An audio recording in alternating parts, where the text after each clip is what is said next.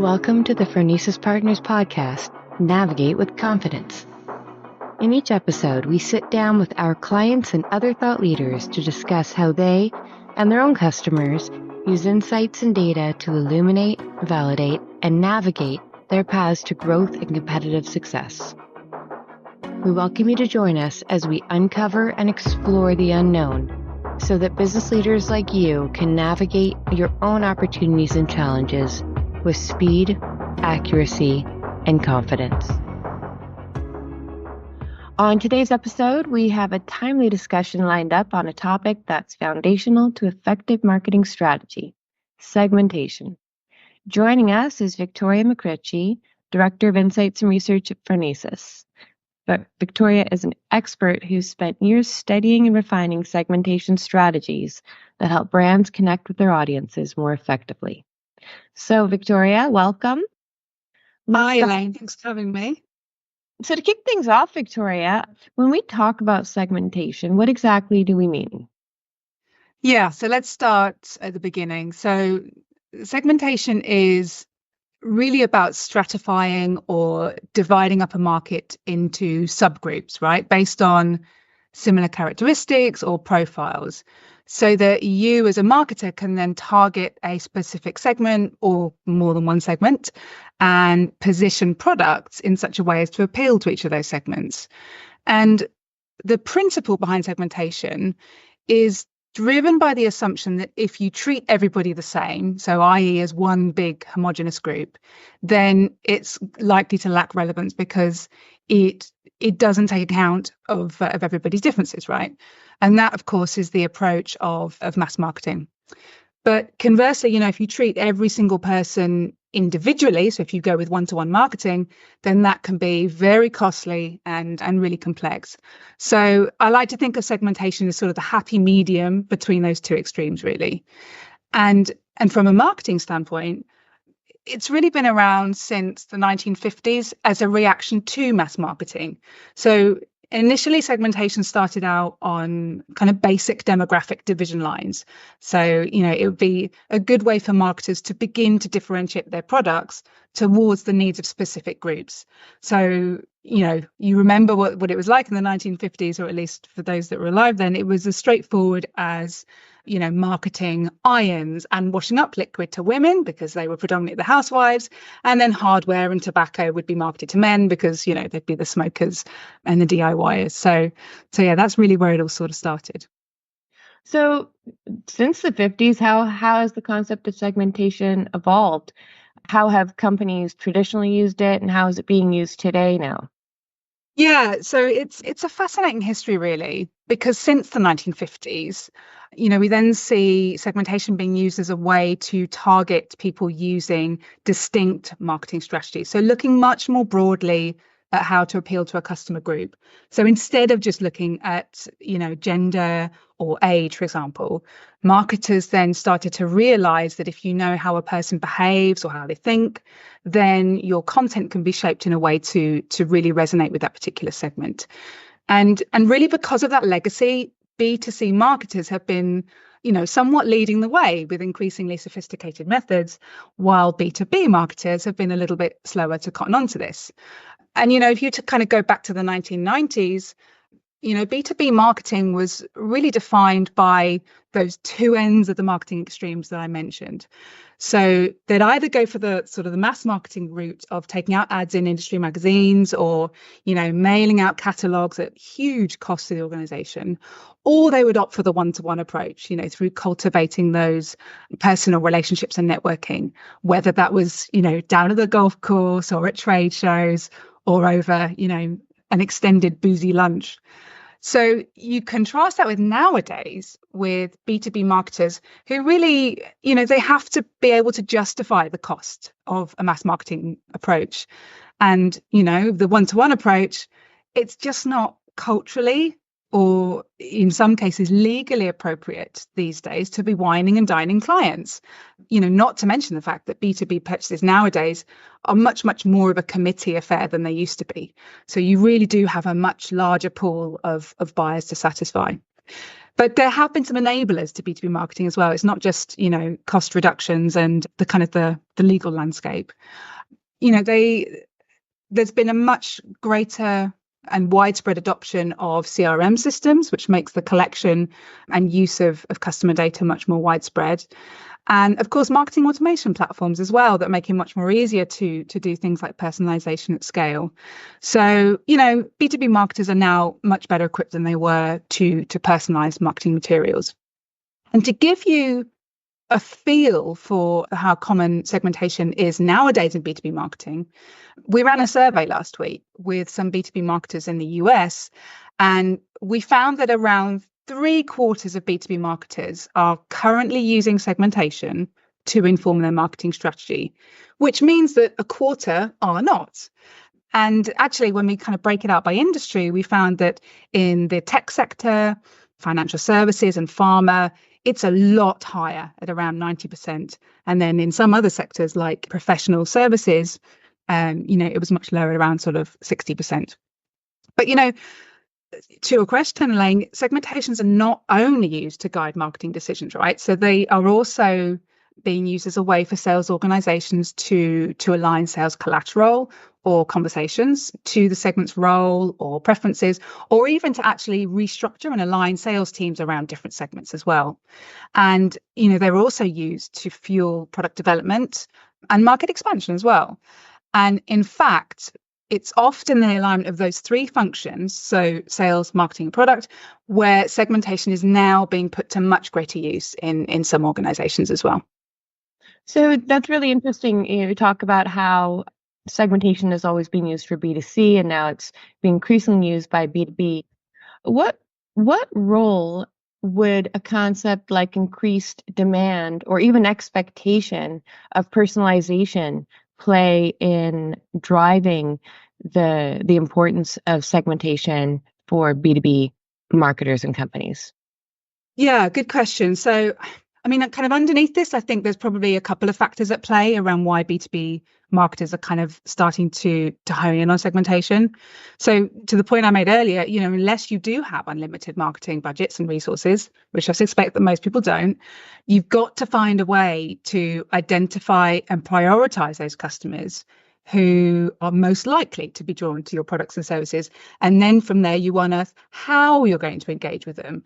Otherwise you're just, for want of a better phrase, you're throwing spaghetti at the wall.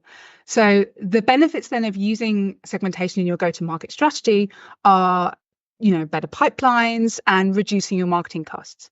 And moreover, when you segment your existing customers, you'll be improving your understanding of your customers and, of course, their unmet needs. And when you do that, you can design better products, you can increase customer loyalty, and of course, ultimately increase revenue.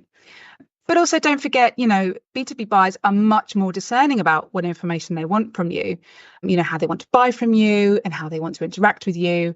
And of course, they aren't all the same because B2B buyers exist in a world, as you alluded to, Elaine, where they are now totally acclimatized to personalization from B2C marketers.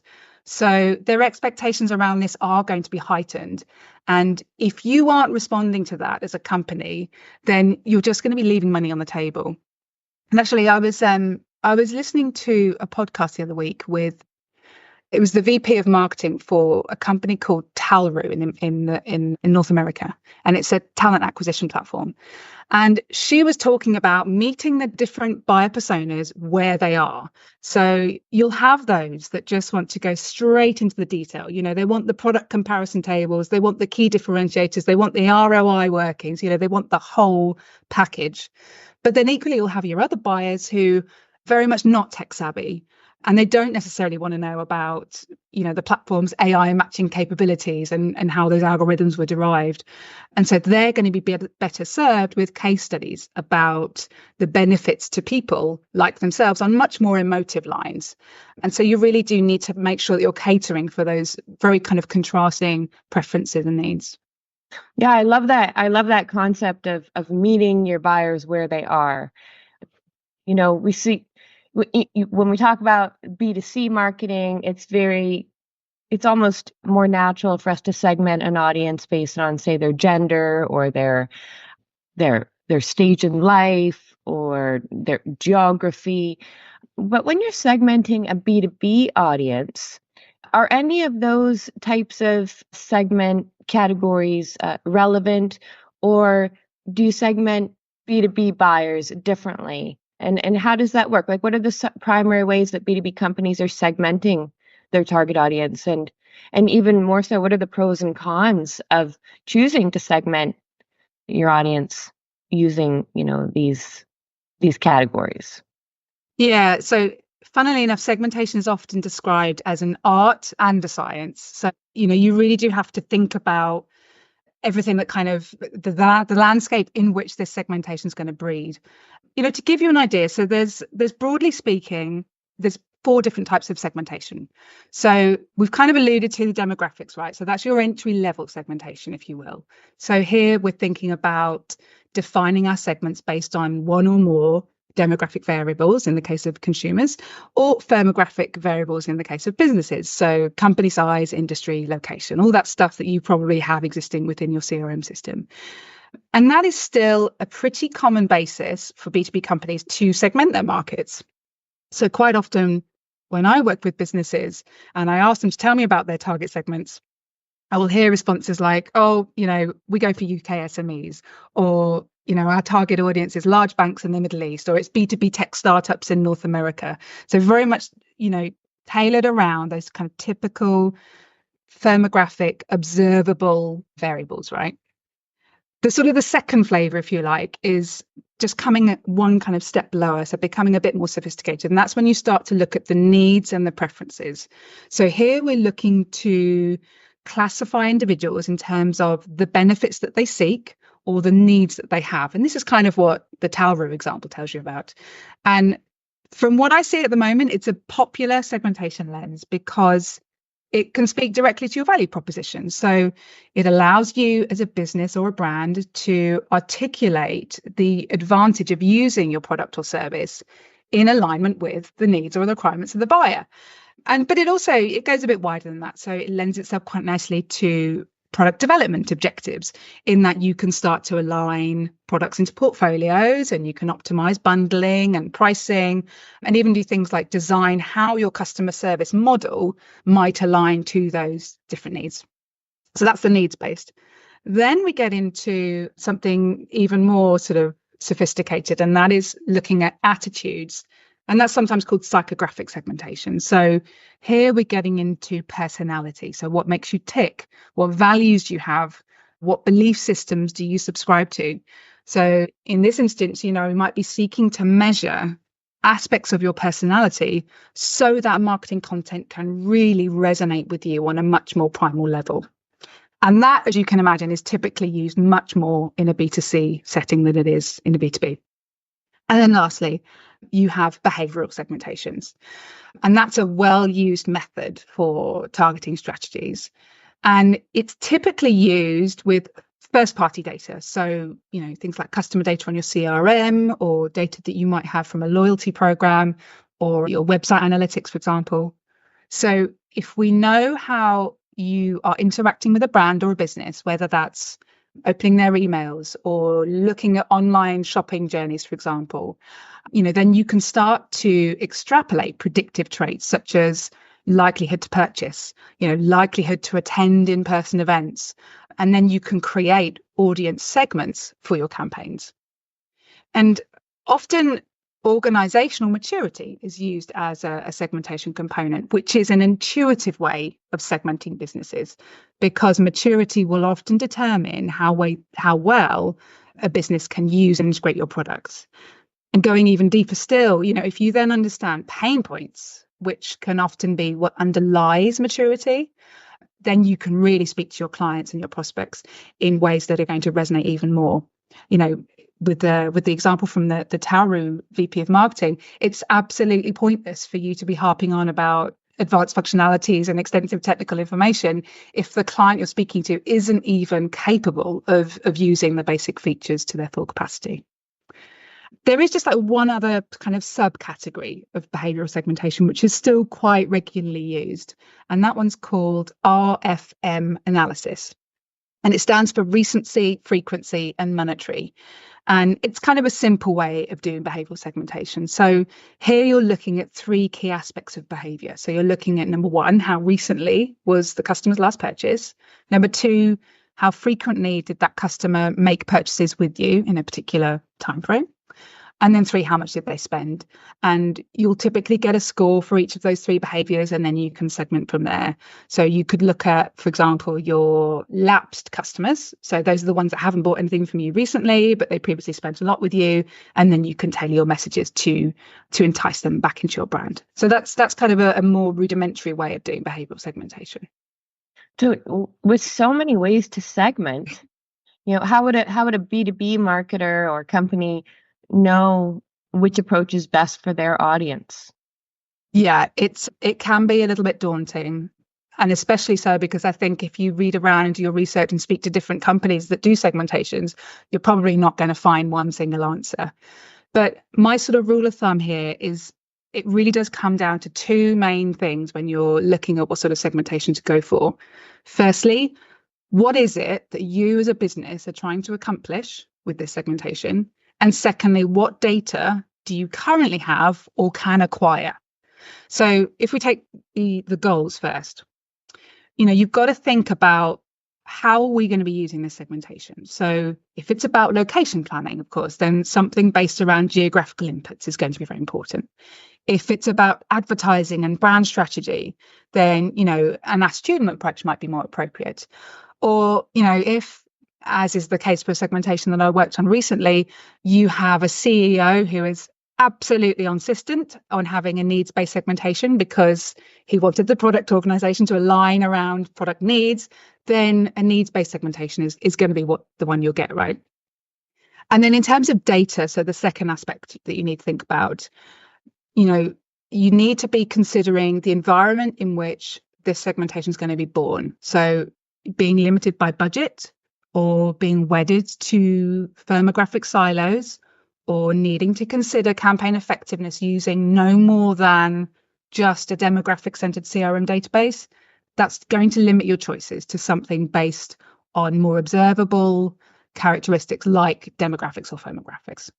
And, there is quite often going to be a trade-off to be made between the harder data assets, the more easily acquired ones like firmographics, versus the softer, more nuanced data assets like psychographics that are harder to acquire at scale, but they do tell you much, much more about how and why a person behaves the way they do. And that trade-off is a really key consideration when you're undertaking a segmentation. And it might well be influenced by budget, time pressures, maturity, data availability, and of course the actual objectives as well.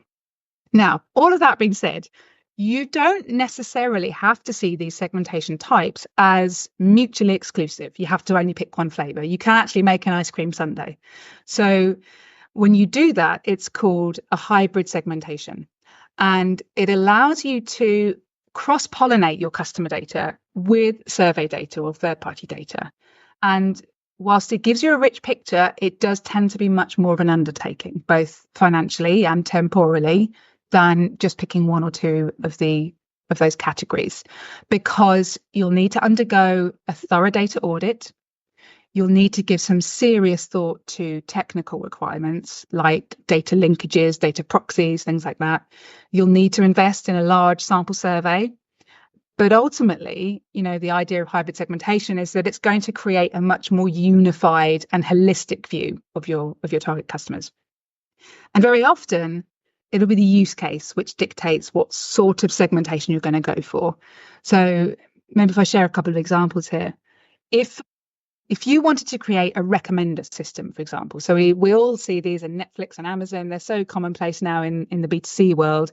If you watched program Y, here's a recommendation of the next couple of programs you might be interested in. But in the B2B world, that's doable. So you could use a behavioral segmentation. And, there's an arts organization actually I know of that use segmentation to send out information about upcoming productions that segments show stronger affinity to. So if a particular cluster, for example, had a high level of attendance at the ballet, right, Then they looked at where else some of those customers within that segment went. And then they used that to recommend similar programs to the rest of the customers in that segment who haven't kind of, gone out into other productions. So you can see how you could use that in a B2B setting. If you provide a lot of content to your customers, like webinars or events or podcasts or whatever it might be, you can look at how take up of each of those pieces of content varied by segment, and then look to make recommendations off of what other people in the segment have interacted with. The second example I want to share is, if you want to dig into buyer needs, and we've kind of talked a little bit about this already, you can use needs-based segmentation to identify the propensity to buy your services, or to assess and categorize the strength of the use case for your services. And, this was something that Cheryl and Greg talked to you about on your previous episode, Elaine, around how B2B buying cycles now are so much more complex and fragmented, and your users are going to be different from your influencers and your champions, who themselves will be different from the ultimate decision maker. So in that scenario, if you are just using a firmographic approach, it's unlikely to give you the insights that you need to truly differentiate the messaging sufficiently enough to speak to those different roles across that buying cycle. So, well, those are great examples. To maximize the success of a company's segmentation strategy, what would you say are the key factors they should be considering? So there's really 3 points in the process where you kind of need to stop and gather your thoughts and have some important success factors integrated within here. So before you start, there are a few things that I would share as being considerations to ensure success. So firstly, and by far the most critical aspect of a segmentation, is stakeholder alignment, because segmentations that are implemented in silos mean that there will be a lack of shared vision of who your customers are. So it's therefore vital to map out your stakeholders from the outset, get them in a room together and discuss everybody's objectives for doing the segmentation. And then you need to come to a consensus on how it's going to be defined and implemented. And there needs to be a shared and active enthusiasm for the project. Otherwise, that segmentation is just going to fail. And then from there, you need to have a success criteria to judge the solution against. And that will be informed by that stakeholder engagement stage. So once you've identified and mutually agreed on what that segmentation is going to accomplish, then you can start to formulate how it's going to do that. So are you looking to increase the take-up of your services? Are you looking to drive traffic to your website? Is it about improving customer experience scores? Is it about acquiring new customers? Whatever it is, agree those together, and then you can start to build measurable targets around that so that you can then evaluate at the end whether or not the segmentation was successful at achieving those aims. And then thirdly, before you've started the segmentation, you're still in the planning stage. I think there's sometimes a temptation to just jump straight into the quantitative analysis, whether that's customer data or the survey fieldwork. And it is really important to talk to customers first, particularly if you are dealing with a competitive market or a complex product or service proposition. And customer interviews, and you don't need to do hundreds and hundreds of them, sometimes 10 or 20 is enough. They are a great opportunity to test hypotheses, to get some long form insights into motivations and attitudes and needs. And you get to check things with them as well that you may have heard in the stakeholder interviews. I remember in a recent project, we had the stakeholders telling us that the immaturity of the teams using their software products had a major bearing on what level of integration their customers preferred. So we asked about this in the customer interviews. We talked about maturity quite a lot. And actually, it was only part of the picture, because for them, the integration preferences were also informed by wider influences that this company wasn't seeing, like compliance and risk management. So, of course, what you learn there then does influence the quantitative stage of the project. So that's the kind of the first part of the project. Then, when you start to segment the data, your data scientists will create multiple models for you, because you'll need to select the right one for your needs. And the model that you do finally choose, it's got to be manageable, because when it comes to the number of segments within your model, I like to think of the Goldilocks rule here. So you need not too many, but not too few. And I can't give you a number here as to what that is because every segmentation is different. But again, there's a collaborative conversation that you'll need to have. For example, if we go with 6 segments, is there going to be sufficient distinction between those segments for us to be able to really differentiate? But if we go with 8, then does it become too difficult, too unmanageable for our marketing teams? So that balancing act is really something that you need to have a conversation around. And sort of loosely aligned to that is that the final model is got to be actionable and it's got to be meaningful. So you really do need to be able to work it into existing processes and practices. Unless it has those practical applications, then it just gets left on the shelf. So once you've come that far, when you've finally selected your final model, it doesn't stop there. People don't sail off into the sunset. There's still some more things that you'll need to consider to make sure that it's going to go to plan. And first off, and I think this is a really easy one to forget, you really do need to manage expectations because, newsflash, no segmentation is 100% accurate because, it's a model, right? It's probabilistic. So it's giving you insights into likely, and I'm going to underline that very strongly, likely behavior. So, don't be surprised if one of your customers clicks on the social media link that was intended for a different segment to the one that they're assigned, or they buy a different product to the one that the segmentation predicts. And, just in this universe, perfection doesn't exist, right? And then closely linked to this is that there are going to be trade-offs to be made on some of those success criteria that I mentioned earlier. If you have half a dozen criteria that you have KPIs against, it's going to be really hard to nail it on every single one of those. And, maybe you nail it for 2 of them and the rest you get some of the way to achieving those objectives. Seldom will one segmentation do absolutely everything for you. And so it's just important to be realistic about that. And then another important success factor here is that segmentations have got to be activated. You really do need it to be a living and breathing part of your organization. So not just a static, stagnant PDF that sort of lives on a dusty, forgotten part of SharePoint, right? And that can be really challenging for organizations, but I have seen some good examples of how to do this. So my number one tip here would be, and it is a low-hanging fruit, is to make sure that the segmentation is in your own vernacular. So use your branding, your style, and if possible, name the segments together as a group. I once worked on a project for a client where I, as the consultant, was tasked with naming the segments. And I kind of read through the descriptions and the word traditional immediately came to my head. So I think I called them something like traditional, whatever it was.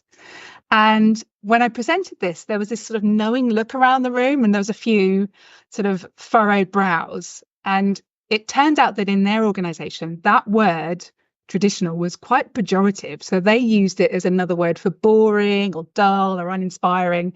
And of course, that is not how they want to view their customer. So they decided to do the naming after that. And then also you need to create vivid pen portraits, ideal customer profiles, personas, whatever it might be. And you need to be describing these people in as much detail as possible so that your staff can start to relate to them. And you can even recruit real people within each segment. And I've heard of brands having things like face-to-face versions of this, right, where they'll identify typical customers within each segment, and then they invite them to an event with the brand's marketing and product teams. And they'll literally spend the day with these people, and they'll just ask them loads of questions, and they get just much more familiar with each of these sort of archetypal segment representations. And you can do other things like you can have vox pop videos of each persona, you can have ongoing focus groups and online communities where you can test and validate different ideas and stuff. And then one other thing is that, and this is a difficult part of segmentation, you need to find a way to link it to your customers that have yet to come on board. So whether that's through data appends on your CRM or having surveys in your voice of customer program, or through web analytics, or through having detailed profiling of each segment to allow you to append segment likelihoods to each customer record. And, there's a ton of creative ways to enrich your segmentation with open data, for example, from like government and official statistics sources. And you can use proxy data as well. In fact, one example I have is that in the UK general election this summer, the Liberal Democrats, who are one of our political parties, they used the locations of a chain of bakeries called Gales as a political indicator of the type of swing voter that they wanted to target. So effectively what they did was they piggybacked on all the profiling work that the Gales bakery chain had done and said, okay, well, that kind of roughly represents our ideal market segment. So quite creative and a bit of a cheeky way of doing it. But wherever you draw your additional data from, tying it to your own customer data is really going to give you that richer picture. And then finally, when we talk about activation, you have to periodically check that it is still working for you. And this is actually something that we dug into in our research that I mentioned earlier. So in that survey that we did last week, we asked about B2B marketers' experiences of using segmentation in their marketing campaigns. And first off, you actually have to use the segmentation in your campaigns. It sounds obvious, but it's true. And of course, you have to evaluate those campaigns as well. And so in our research, it told us that 4 out of 5 marketers were always underpinning their campaigns with segmentation. And about the same said that they evaluate the success of their marketing campaigns for each of their target segments, which to me, that feels pretty healthy. But it does also have to give you rich customer insight. And here we saw numbers slide quite a bit. So 2 out of 3 marketers believe that their segmentation gives them deep insights into the purchase drivers of their business segments, which means that a third think that their segmentation is lacking in this regard. And then again, about 2 out of 3 said their segmentation was fit for purpose. So a third are thinking it's not quite, meeting our needs anymore. So there's a real opportunity here for B2B marketers to start segmenting the market if you haven't done it already, because as the numbers indicate, you're being left behind by the rest of your peers. And B, to revisit your segmentation. So does it tell you what you need it to tell you about the market? You don't just have to cling to a legacy segmentation if it's not delivering value. That's amazing, Victoria. Thanks very much. And I have one last question, which is in a way the elephant in the room. With the rise of artificial intelligence and advanced data analytics, looking forward, what does the future of segmentation look like? What opportunities and changes is this technology going to present for marketers and companies doing segmentation?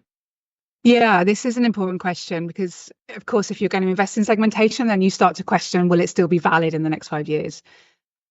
I mean, I would say that in the last decade, advances in segmentation have been somewhat hindered by the fact that, we have this richness and abundance of data, but it hasn't always been exploitable, right? But now computational power and AI advances make the process of analyzing those huge data sets covering billions of data items at speed much more plausible. So in the future, we'll see the mainstreaming of more nascent segmentation paradigms, the likes of real-time or automated segmentations, micro segmentations for pinpoint precision targeting, and predictive segmentation. And really, all of those are about enabling hyper-personalization for customers and prospects. And, there is just so much discussion about this topic on the internet at the moment. And in relation to segmentation, there is quite a bit of debate about whether AI could mean the death of segmentation. So, will it become entirely obsolete? But I really don't think it will for now. So, for one thing, hyper-personalization technologies, they just aren't accessible to everybody. These technologies come with significant cost and scale and data quality demands. And if you're a smaller company with limited budgets, then these platforms are just going to be unattainable. Let's not forget that a lot of companies to this day are still using Excel as their CRM. And then, secondly, in order for hyper-personalization to work, you have to have perfect data on every individual, or at the very least, the algorithmic ability to generate such data. So if you think of first-party data, not all businesses have the luxury of having such rich data on customer behavior. We're not all Spotify's and Netflix's and Amazon's and Walmart's with just billions and billions of data points to play with. for brands and companies who have much less interaction data or data that's out of date or missing or inaccurate, the reality is that it's going to be extremely difficult to execute on a hyper-personalization strategy. And then third-party data, that's another key aspect of hyper-personalization. And for me, I think there's two big obstacles in the way at the moment. So one is the big black cloud that currently stands over third-party cookies. So, yes, you could argue Google did do a U-turn in the summer about their planned deprecation of third-party cookies. But, I think one thing is certain, and that is that personalization strategies will have to evolve within an increasingly privacy-centered environment. And then the second obstacle is about third-party audience data quality. So if you buy poor quality data, it can totally derail hyper-personalization. And in fact, I read a really fascinating paper last year written by some academics in partnership with some marketing execs at HP. And what they did was they bought some B2B contact data on IT decision makers from a selection of data brokers in the US. And their research aim was to find out if those contacts that they were being sold were, in fact, bona fide IT decision makers. So they created this mock campaign on some online publisher sites, and they were able to check whether the identity of a visitor matched with the identity of the person from the third-party data they had bought using cookie matching. And then they were served a brief survey, and it asked them a few questions along the lines of, hey, are you in fact an IT decision maker at your company? And Elaine, have a guess. What proportion do you think of those respondents actually identified themselves as bona fide IT decision makers? What do you think? 50%. 16%. Wow. So in other words, 84% of the people that they were led to believe were IT decision makers were actually not, right? And this is data for sale. It's not even free data. So they'd bought this database where over 4 out of every 5 records is total garbage. So yeah, the death of segmentation. I can't see it happening in the short to medium term. But, once we get further up that sort of curve of adoption of hyper-personalization, once those technologies start to become more competitive and the algorithms become more resilient to dealing with data quality issues, then, I think we need to have another conversation, Elaine, in about 5 years' time. That's great. That was a fantastic conversation, Victoria. And we sure have covered a lot of ground on segmentation from its foundations and evolution to practical tips and future trends. I'm particularly interested in how what was traditionally seen as particularly relevant for B2C is increasingly important for B2B marketers. And, and thanks for sharing with our audience some key tips, including, making sure that your segmentation aligns with your vernacular and your company's vernacular and brand language, investing in detailed profiles and personas to bring them to life. Loved your example of bringing examples of your key segments together in a room and testing some of our, products and messaging. So, and even more interesting is with AI and advanced analytics reshaping how companies are able to segment their audience. There's no better time for companies to revisit their segmentation strategies. So I'd like to thank you again, Victoria, for your time, and thank you to our listeners for joining us today. I hope that you've gained some relevant insights on segmentation and how your company approaches it. And until next time, thanks very much for having me. Bye, Victoria. Bye. If you enjoyed this episode, please subscribe to the podcast and don't forget to follow us on social media for the latest updates and behind-the-scenes content. Stay tuned for more episodes where we will continue to explore and navigate the complex world of B2B sales and more to provide you with the insights you need to navigate your business decisions with confidence.